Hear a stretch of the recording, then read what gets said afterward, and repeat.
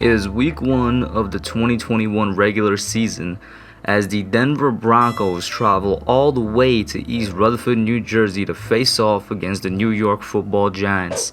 Two teams last year that dealt with a fair amount of injuries, and two teams that are kind of in similar positions entering this year with where their team strengths lay and where their weaknesses are. This is going to be a very interesting and underrated opening game for the NFL this season. Welcome in everyone. As you already know, I'm a Giants fan. I run a Giants channel. I'm going to try to do my best to be objective and unbiased while previewing these teams. I'm going to try and do it also a little bit differently than I did last year. Keep the videos a bit shorter and a little more to the point. Hope you enjoy, and let's get right to it. Let's talk about the Denver Broncos and their defense. Of course, where their strengths lies in their pass rushers, their edge rushers to be specific. Von Miller, a legend in the NFL at this point, is returning for his age 32 season. I'm sure he's going to continue to be one of the best edge rushers in the NFL. He's definitely going to add a much missed attack on that edge, obviously paired up with Bradley Chubb, one of the better pass rushing duos in the NFL. And last year, without Von, they still managed to be one of the best teams in terms of pressure on the quarterback in the league. They had 167 pressures, which puts them right up there as the 6th most team in the NFL. The Giants, of course, were right at 7. We had 165, and we didn't have a Bradley Chubb. We had Leonard Williams on the inside, not really an edge guy in terms of sacks. The Broncos were still really good with 42 sacks, and the Giants with 40. Of course, though, the Broncos did end up finishing as one of the worst defenses in the league last year. The 25th overall defense in terms of scoring. The Giants were really high up there as the 9th. So if we had a big pass rush, where did they struggle? It was the run game. Even in passing defense-wise, they were both around the same 16 and 17 Giants and Broncos respectively for their passing defense. Rushing defense, however, in terms of yards per attempt, once again, the New York Giants are one of the best. They're at 9th in the league. The Broncos were one of the worst in 29th in the league. Of course, keep in mind, both of these teams had injuries. The Giants, for example, were completely depleted at outside linebacker and were playing with a rotation at that second cornerback spot. This year, at least going into the season, very much improved at both of those. The outside linebacker position is extremely deep now. We have those players returning from injury. We have a rookie in Azeez Ojulari that was one of the better edge rushers in the 2021 draft class. And we have a better secondary. As crazy as that sounds, James Bradbury is returning, one of the best corners in the league, and he's going to be paired up next to one of the better number 2 corners in the league in Adoree Jackson with a great safety group. The Broncos, they're getting their guys back for their front 7. However, what hasn't changed is that run defense, in my opinion, that run up the middle specifically defense. I will say real quickly, they have revamped their secondary. It is going to be one of the better secondaries in the league. They got Kyle Fuller, a all-pro cornerback. They have Ronald Darby, somebody that's been building a couple of years in his career now, very strong seasons. They drafted Patrick Surtain, arguably the best cornerback in the draft class. They have a really nice revamped secondary. What I will say, though, towards that secondary is that I'm not necessarily scared of it. Our number 1 guy in Kenny Golladay, always whenever he played the Bears and Kyle Fuller when he was still in Detroit, he always got the better of him. Even if Kyle Fuller isn't the one matched up on Golladay, you want to say it's Darby. The Giants have played Darby for basically the entirety of his career when he was with the Eagles, when he was with Washington. He's not a guy that I think we should be scared of. I mean, our guys in Sterling Shepard and Darius Slayton have gotten the better of him sometimes. The only unknown factor here would be Pat Surtain and how good he is coming out the gate. Assuming he's going to be the number 2, number 3, I have no idea where they're going to put him. In general, while this is a vaunted secondary, it's not one that I'm scared of if I'm the Giants, because we know these guys. Or at the very least, our personnel has played and gotten the better of them for the most part before. Now, of course, where that changes is with the pass rush. It's anybody that watches football knows the pass rush helps out the secondary helps out the pass rush. In this case, Von Miller and Bradley Chubb coming off the edges is going to help that coverage for sure and make it better. That's where our offensive line comes in.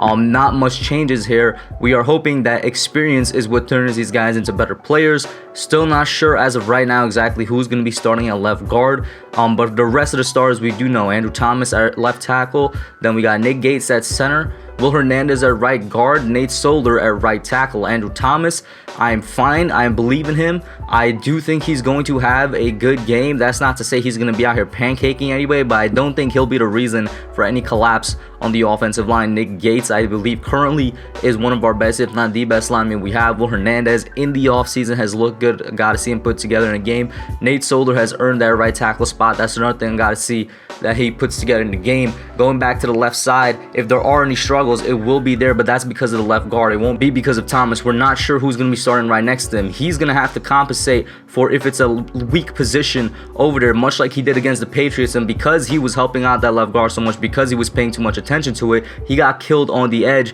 I'm praying that doesn't happen. Whoever steps in at left guard needs to step up. If the Broncos do beat us somehow, I don't think it's a surprise. It would be through their pass rush. It would be through them pressuring our quarterback, getting to Daniel Jones. It would be through him not having a stable pocket, getting pressure consistently, and because of that, making some errant throws. However, if we could at the very least just get some level of average protection for him, we will be fine. The weapons that we have now, specifically in Kenny Golladay, specifically in the return of Saquon Barkley and what he does for the receiving game, these are two guys that the Broncos don't have personnel to guard and cover. And going back to Saquon and getting to our run game and the Broncos run defense, which I mentioned earlier, if we run up the middle, we avoid the edges and we just go straight up the middle, that's where the Broncos were weak last year. That's where they were 29th in the league. That's where we can take advantage of them and just bust up the middle and kill them in the run game. Saquon, depending on how healthy he is, how much of a workload he has, we know the type of running back he is. He's not a bell cow back, but he is somebody that is going to occasionally, at least once a game, break one of those big runs and go in for the touchdown. That's all we need from him this game, because with the rotation of the backup, Devontae Booker, somebody that knows the Broncos because he played against them and because at one point he played for them, he is a guy that hits the holes. He's a guy that runs up the middle, runs a bit more vertical than Saquon. I think if we could get the run game going, we're going to be in a good position and we're going to be good and we're going to be set, because all this offense needs to do is be better than average. All they need to do is be better than last year, and that's score more than 17.5 points. And I 100% believe that we can do that because the defense, our defense, is going to do their job. I already listed out where they were last year. They were 9th overall in the league in scoring defense. They were middle of the pack, 16th pass defense. They were the 9th rushing defense. We all know that pass defense is a little bit better than what the stats say because we let teams get down into the end zone, but we don't let them score. We're the definition of bend not break. We've improved in all aspects of it, and I do think we could make even a step forward from what we were last year as a top 10 defense. Leonard Williams and Dexter Lawrence up the middle are going to do their thing. They are great run stuffers. And of course, we know Leo is a good pass rusher now with 11.5 sacks. He's going to push the pocket, maybe even get to the QB a few times. We have better outside linebacker depth than last year that will hopefully get pressure and get a couple sacks on the quarterback. We have one of the better middle linebackers in the league in Blake Martinez. People just don't know about him, but he does his thing out there as the quarterback of the defense. And I already mentioned before, we have one of the best secondaries in the league. I think it's going to be very hard for the Broncos to come out here and run on us or completely blaze us through the passing game, especially with the style of quarterback that Teddy Bridgewater is. He's not somebody that's really going to be launching it down the field on you. So I do think our defense is going to keep things in check. I do think this is going to be a defensive game overall. And quickly, even running down, I guess, the position comparison from top to bottom at quarterback, I do think they currently have the better quarterback. I do think, without a doubt, we have the better running back. Offensive line, I'll also, for now, give it to the Broncos. Wide receiver is pretty evenly matched. I think we have the better number 1 wide receiver when I compare Kenny Golladay to Cortland Sutton, but then when you get to the depth, that's where I think the Broncos probably have the better number 2 and number 3 wide receiver in Judy and Tim Patrick. I don't know if some Giants fans are going to like to hear me say that, but let's not forget, this was a team that was better than us when it came to scoring, and their wide receivers did a better job than ours last year. Tight end, I'm going to give to the Giants because I think we have 2 guys that could start on any NFL team in Evan Ingram and in Kyle Rudolph. The Broncos do have Noah Fant. He's a great guy over there, but it's the depth for me, which is why I'm going to move with the Giants at this position. We go over to the defensive side of the ball. I think it's no competition. They have the better pass rushing linebackers, outside linebackers. I think we take the win when it comes to inside linebackers, though. And defensive line is another one, which is very, very interesting to look at. They got Shelby Harris and Mike Purcell out there. We have Leonard Williams and Dexter Lawrence. I think Leonard Williams, out of the 4 players I just listed, is the best out of the 4. But I like the combination of Harris and Purcell. I'm going to give it a tie for now, maybe a little lean to the Giants Secondary, I got to split up into safeties and corners. I'll give us the nod at corner and the Broncos the nod at safety. Justin Simmons is one of the best, if not the best safeties out there right now. Kareem Jackson is pretty damn good. I know we have a good safety group, but they have a really good safety group as well. And then at the end of the day, I do see this once again being a defensive game, a little bit of a grinded out type of thing. I'm going to go ahead and say that the Giants win in a close nail biter, 20-16. Obviously, I hope we really do win, but I could see this coming through if we could get the run game going, if we could protect the quarterback just a little bit, and our defense for sure will do their job. So it comes down to our offensive side of the ball. All we got to do is expose that Broncos run defense. That's it for now, guys. Let me know what you think. Put your thoughts and comments down below, and I'm out. Thanks for watching. Don't forget to like, comment, subscribe, and share. I'll catch y'all in the next one.